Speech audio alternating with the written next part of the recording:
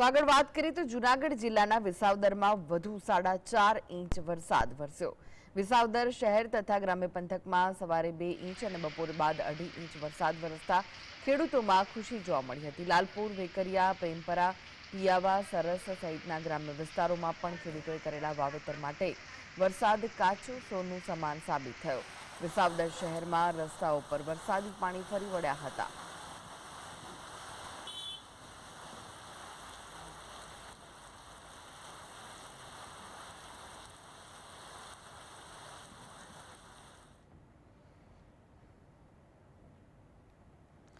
તો પોરબંદરના કેટલાય વિસ્તારોમાં મેઘમહેર થઈ। ઘેડ પંથકના ગરેજ, બળેજ, ચિકાસા, મોચા, અમીપુર સહિતના વિસ્તારોમાં વરસાદ વરસ્યો હતો। પોરબંદરમાં પણ ફરી એકવાર વરસાદનું આગમન થયું છે। પોરબંદરના ગ્રામ્ય વિસ્તારોમાં વરસાદ થતાં જ ખેડૂતોમાં ખુશી જોવા મળી હતી। વાવણી લાયક વરસાદ થતાં ખેડૂતો ખુશખુશાલ જોવા મળ્યા। સાથે જ વરસાદના આગમનથી વાતાવરણમાં ફરી એકવાર ઠંડક પ્રસરી ગઈ હતી।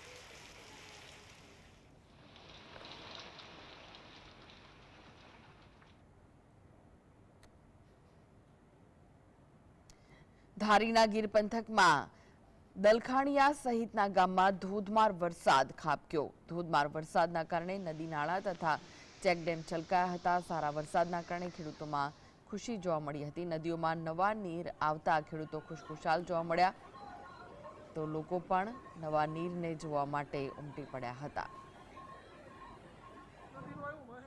થોડા વરસાદથી જ નદીઓમાં નવા નીરની આવક થઈ હતી, જેના કારણે લોકો પણ ખુશખુશાલ જોવા મળ્યા હતા।